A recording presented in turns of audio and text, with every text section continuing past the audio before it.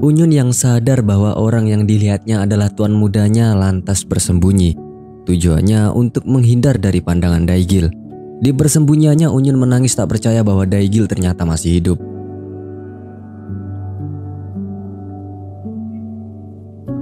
Belum sempat Daigil menemukan Unyun, tiba-tiba saja Solwa datang mengajaknya pergi dari tempat itu. Setelah itu dengan meneteskan air matanya, Unyun kembali keluar untuk menatap Daigil dari kejauhan. Dari lubuk hatinya ia sangat ingin menggapai Daigil. Akan tetapi dia tak bisa melakukan itu karena kita tahu sekarang dirinya adalah milik Taeha.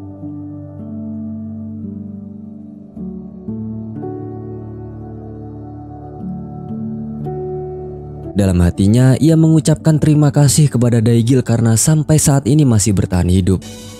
감사합니다. 감사합니다.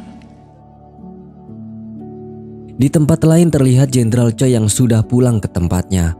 Jenderal Choi kaget karena ia sudah tidak melihat Wang Sun di tempat tersebut. Bahkan barang-barangnya saja sudah tak ada. Jenderal Choi berpikir bahwa Wang Sun pasti telah melakukan tindakan ceroboh tanpa persetujuan mereka berdua. Ia pun lantas bergegas pergi mencarinya. Sementara itu Wang Sun sendiri sedang berjalan menuju rumah yang sempat ia curigai sebagai tempat persembunyian Song Taeha. Hal itu ia lakukan karena demi uang 500 nyang dari Kyungsik. Dia merasa mampu dan sayang melepaskan kesempatan tersebut. Sementara itu Jiho yang masih mencari keberadaan mayat anak buahnya lantas melapor kepada Tuan Oh. Inspektur Oh memberitahu bahwa ia sempat mendengar kabar bahwa anak buahnya digantung di sebuah pavilion dekat istana. Inspektur Oh mengira bahwa anak buah Jiho telah bunuh diri. Akan tetapi Jiho yang sudah tahu bahwa anak buahnya telah dibunuh, ia pun lantas bertanya di mana letak mayat anak buahnya. Inspektur Oh yang tak tahu lantas mengajak Jiho untuk pergi ke kantor petugas biro. Akan tetapi Jiho tahu jika ia ke sana maka dirinya juga akan ikut mati. Ia pun menolak mentah-mentah dan meninggalkan Inspektur Oh. Belum sempat melangkah jauh, Inspektur Oh marah merasa terhina karena Jiho tak mau menuruti perintahnya. Jiho kemudian dengan santainya mengancam Inspektur Oh dengan aibnya. Mendengar ancaman tersebut tentu Inspektur Oh tak bisa berkata apa-apa dan membiarkan Jiho pergi begitu saja.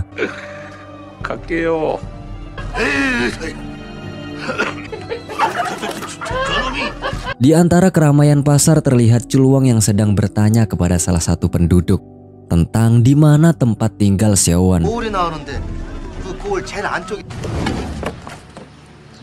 Wang Sun yang telah sampai di kediaman Taeha kemudian memanjat dinding dan mengawasi Taeha dari jarak jauh.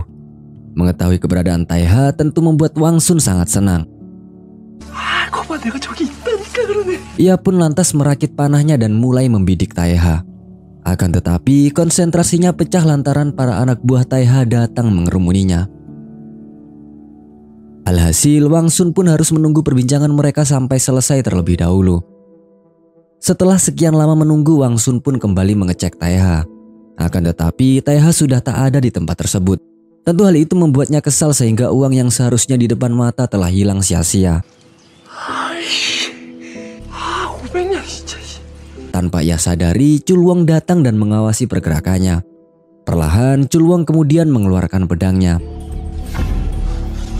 Scene berpindah pada Unyun yang masih syok karena melihat Daigil cinta pertamanya. Bahkan ketika Taeha datang, Unyun sempat tak menyadarinya. Kali ini Taeha heran melihat Unyun yang tampak tegang dan pucat. Setelah sadar, Unyun kemudian meminta izin dan bergegas pergi ke dapur guna menyiapkan makanan untuk suaminya. Tak sampai di situ, bahkan ketika di dapur Unyun masih tak kuasa menahan kesedihannya. Masih terbayang jelas di matanya bagaimana dulu tuan muda Daigil sering memperhatikannya. Dia ingat betul ketika Daigil menyatakan kesungguhannya untuk hidup bersama Unyun.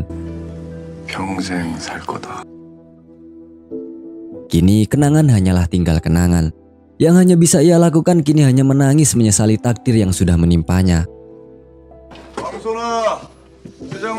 Di tempat lain, Daigil telah sampai di kediamannya. Ia heran hal itu dikarenakan Wang Sun dan Jenderal Choi sudah tak ada di sana.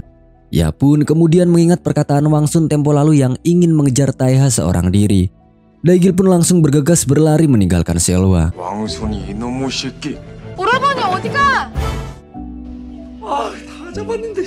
Sementara itu Wang Sun yang tengah ngomel di jalanan sadar bahwa ia sedang diikuti oleh seseorang.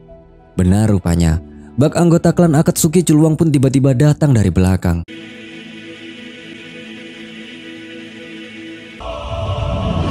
Ia kemudian mengulurkan pedangnya guna mengancam Wang Sun.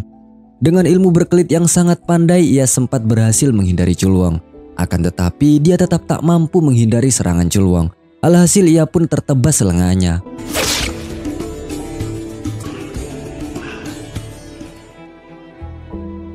Chulwang bertanya siapa yang mengutusnya. Bukannya menjawab jujur, justru Wang Sun memilih untuk menyerang Chulwang. Baku hantam pun akhirnya tak terelakkan.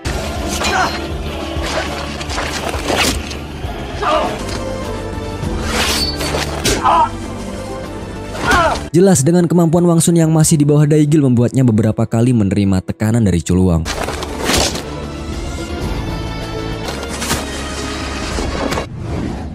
Sementara itu, Jenderal Choi sempat menemukan jejak Wang Sun. Ia pun khawatir akan keselamatan Wang Sun. Kita berpindah pada Wang Sun yang tengah babak belur. Dalam keadaan terpojok, Chulwang kembali bertanya, siapa yang menyuruhmu? Wang Sun dengan enteng menjawab bahwa ia sedang melaksanakan perintah kerajaan. Chulwang tersenyum tipis kemudian mengangkat pedangnya. Setelah itu ini yang terjadi. Apakah Wang Sun akan mati? Jawabannya nanti. Sementara itu Jenderal Choi yang berusaha mencari Wang Sun kesana kemari mulai dihinggapi rasa kecemasan. Bahkan sampai sore pun ia tak menemukan Wang Sun. Di dalam rumah, Song Taiha dengan tenang memakan makanan yang telah disiapkan oleh Unyun. Taiha bertanya negara seperti apa yang diharapkan Unyun. Dia ingin tahu jawaban tersebut dari Unyun dan akan mencoba membangun suatu tatanan baru seperti yang diharapkan istrinya itu. Akan tetapi Unyun tak punya jawaban pasti. Sebab dalam hidupnya ia hanya mencoba taat menjalani aturan yang harus diikuti oleh seorang wanita. Jadi Unyun menyuruh agar Taiha tak mencari jawaban tersebut dari wanita sepertinya. Meski Taiha sudah memaksa, sekali lagi Unyun menegaskan bahwa ia hanya akan mencoba menerima apa yang telah Tuhan berikan kepadanya. Tentu kata-kata yang terucap dari Unyun tersebut adalah tentang takdirnya dengan Daigil ya guys.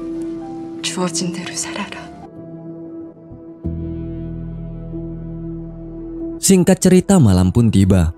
Jenderal Choi yang masih mencari Wang Sun akhirnya menemukan jejak bekas pertempuran. Percikan darah yang hinggap di tanah dan daun membuat ia lemas seketika. Setelah itu, ia lalu mencoba mengikuti jejak tersebut. Daigil pun juga terlihat khawatir. Ia sangat menyayangkan perbuatan Wang Sun yang sangat berani mengambil tindakan seorang diri. Setelah sekian lama mencari, Daigil kemudian pulang. Akan tetapi yang ia jumpai hanyalah Seolhua seorang diri. Kini Seolhua mulai belajar menjadi sosok wanita pada umumnya. Di situ ia mengepel lantai sambil bercerita kepada Daigil. Seolhua berkata bahwa mulai sekarang ia akan belajar memasak dan menjahit untuk Daigil. Daigil bertanya mengapa Seolhua melakukan itu padanya. Masih malu-malu kucing, Seolhua menjawab bahwa ia melakukan hal tersebut tak lain demi sebuah bayaran. Sayangnya Daigil tak merespon baik perkataan Seolhua. Ia justru menyuruh agar Seolhua pergi ke tempat kenalannya yang berada di lereng Gunung Worak. Daigil juga berjanji akan membekali Seolhua dengan uang yang cukup untuk kehidupannya. Dengan berlinang air mata, Seolhua berkata bahwa dirinya ikut dengan Daigil bukan karena uang. Seolhua dengan terang-terangan kemudian menebak bahwa sebenarnya tujuan Daigil menjadi pemburu budak karena Unyun. Dan sekarang dengan mudah Daigil berhenti dari profesinya juga karena Unyun. Mendengar itu, tentu Daigil marah dan menyuruh agar Seolhua pergi saja. Daigil keluar dan tak lama itu kembang api pun muncul di atas langit. Ia kemudian bergegas menuju arah kembang api tersebut. Hal yang sama juga dialami Jenderal Choi. Di saat ia kebingungan mencari Wang Sun, tiba-tiba muncullah sebuah ledakan kembang api di langit. Ia yang menyangka bahwa itu adalah Wang Sun lantas bergegas pergi menuju arah di mana kembang api itu berasal. Scene berpindah pada Taiha dan Unyun yang hendak beristirahat. Terlihat Unyun begitu gelisah lantaran ada hal yang belum dia sampaikan kepada suaminya tentang dirinya. Unyun kemudian berbalik menghadap ke arah Taiha. Song Taiha yang sadar bahwa Unyun akan mengatakan sesuatu yang penting, ia pun dengan sabar menunggu kalimat yang terucap pada Unyun. 말씀이 있어요. 말씀하시죠. Unyun sebenarnya ingin menceritakan banyak hal tentang dirinya kepada Taiha. 저는 사실 Akan tetapi, ia masih sedikit ragu mengungkapkan identitasnya itu kepada Taiha. Belum sempat Unyun mengatakan sesuatu, scene berpindah pada Jenderal Choi yang menemukan Chulwong sedang bermain-main dengan panah dan sinyal kembang api milik trio Chuno. Chulwong memancing trio Chuno tak lain ingin menanyakan sesuatu. Menanyakan tentang siapa yang mengutus trio Chuno untuk memburu Taiha. Tak menjawabnya, justru dengan emosi Jenderal Choi bertanya balik tentang keberadaan Wang Sun. 누구의 명으로 왔느냐? 내 동생은 Chulwong yang merasa bahwa pertarungannya dengan Jenderal Choi tempo lalu belum selesai, ia pun lantas menyerang Jenderal Choi saat itu juga.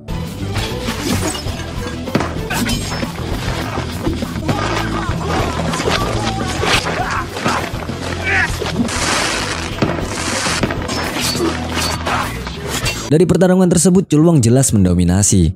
Akibatnya Jenderal Choi pun terkena tusukan pedang pada bahunya. Tidak hanya itu, fokus Jenderal Choi juga hilang saat ia menemukan Wang Sun yang sudah penuh dengan luka. Akibat hal tersebut, Chulwong dapat menumbangkan Jenderal Choi dengan sekali tebasan.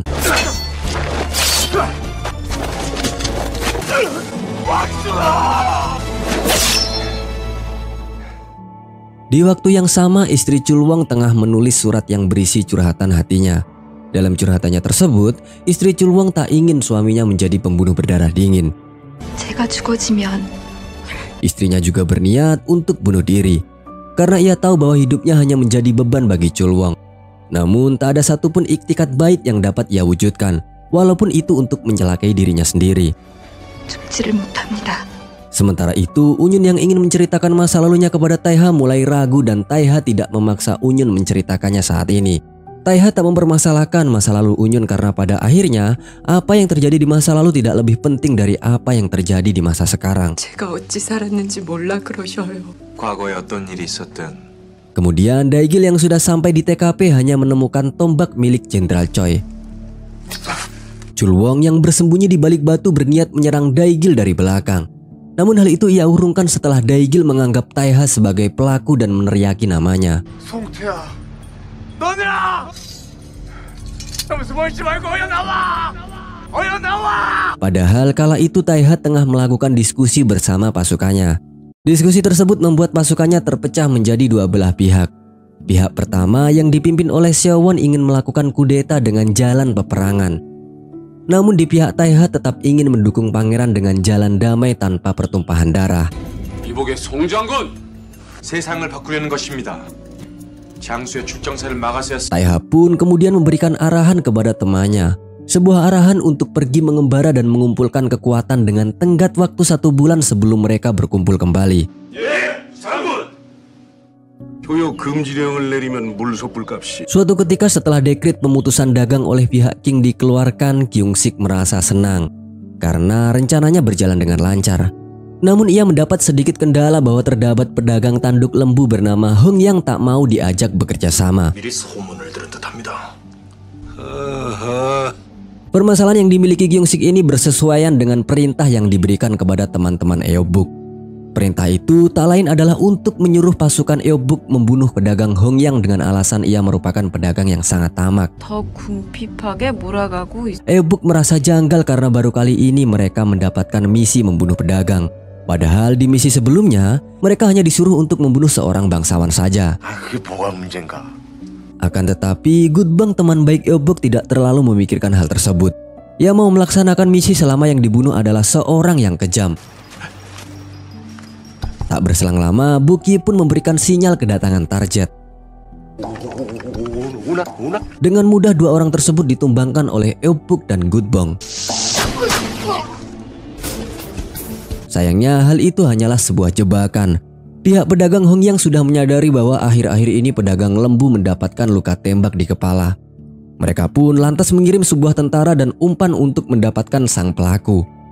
Akibat itu, Eobuk dan Gudbang pun tertangkap sebelum mereka melarikan diri. Sementara itu, Selwa tengah berusaha membuat rompi untuk Daigil. Walaupun sempat tertusuk jarum dan hampir menyerah, hal itu ia lakukan karena ia ingin berterima kasih kepada Daegil dan tetap menyelesaikan rompi tersebut. Tiba-tiba Daegil datang dengan keadaan kacau.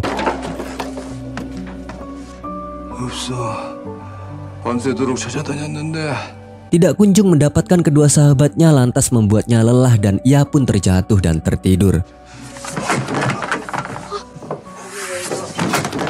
Walaupun berada di sana, usaha Selwa tak pernah dianggap oleh Daegil. Hal itu tentu membuat Selwa sedih. Namun ia tetap sabar menemani Daegil dengan sepenuh hati. 나도 한 번만 바라봐주면 안 돼?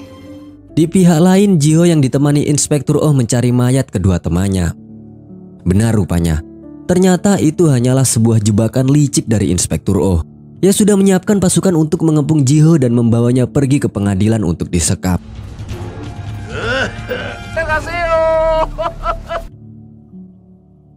Di esok harinya, Daegil dibayang-bayangi kematian kedua temannya.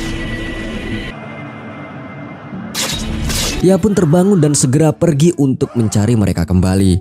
Selwa pun juga ingin membantu Daegil. Namun hal itu terlalu berbahaya dan Daegil tak mengizinkannya. Ia kemudian memberikan sebuah uang dengan harapan Selwa tidak mengikutinya lagi. 오빠 돈 달래? Namun Selwa tidak membutuhkan hal tersebut. Perasaannya yang tak pernah direspon oleh Daegil memaksanya untuk terus terang dan mengungkapkan rasa cintanya kepada Daegil. 이 나쁜 놈아. 오라버니 네가 정말 너무 좋아져서 그러는데. Seakan peduli, Daegil mengusap air mata Selwa. Namun tiba-tiba ia menamparnya dan mengatakan bahwa ia tidak memiliki rasa terhadap Selwa. Walau terkesan kasar, namun semuanya dilakukan agar Selwa tidak membahayakan diri dengan mengikutinya. Sebelum pergi mencari, Daegil kemudian menemukan sebuah surat yang di dalamnya terdapat ikat kepala milik kedua sahabatnya. Tak hanya itu, dalam kertas tersebut juga mengatasnamakan Song Taiha sebagai pelakunya.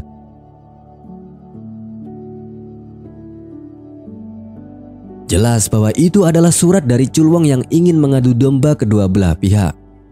Daegil pun bergegas keluar kemudian berhenti di pinggir hutan dan mengingat kebersamaan yang telah ia lalui bersama trio Chuno.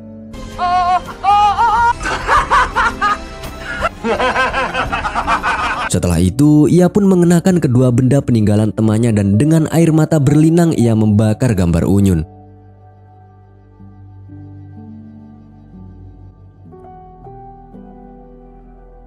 Hal ini menggambarkan bahwa Daegil sudah siap membalaskan dendam kedua temannya walau ia harus berhadapan dengan orang yang ia cintai. Sementara itu Taiha dan pasukannya telah pergi berpencar untuk mengembara.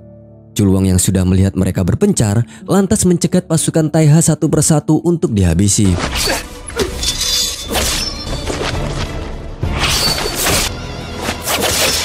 Dan Sewon yang memiliki rencana lain diam-diam membawa pangeran pergi keluar dari tempat Unyun. Taiha yang belum jauh dari tempat Unyun menemukan temannya telah tewas dengan beberapa luka tebasan. Menyadari sesuatu yang janggal, Taiha pun bergegas pergi kembali dengan amarah. Bersama dengan itu, Daegil telah sampai di tempat Unyun.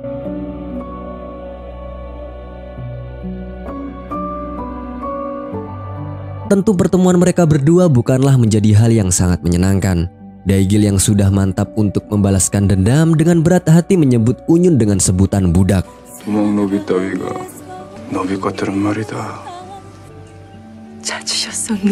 Namun Unyun mencoba mengingatkan Daegil mengenai impiannya dulu untuk menghapuskan sistem budak. Tak banyak bicara, Daegil pun lalu mengarahkan belati ke leher Unyun dan bertanya mengenai keberadaan Taiha. 행방을 알려드릴 수는 없습니다. Tak ingin membahayakan suaminya, Unyun pun lebih memilih mati di tangan Daegil sebagai budak yang melarikan diri. 죽이셔요. Untungnya Taiha datang pada waktu yang tepat. Ia kemudian meletakkan pedangnya ke arah Daegil. Dan film pun bersambung pas lagi seru-serunya. Sedikit bocoran bahwa Jenderal Choi dan Wang Sun di episode selanjutnya masih hidup ya guys. Tunggu terus kelanjutannya dan support Mimin agar tetap semangat bikin kontennya.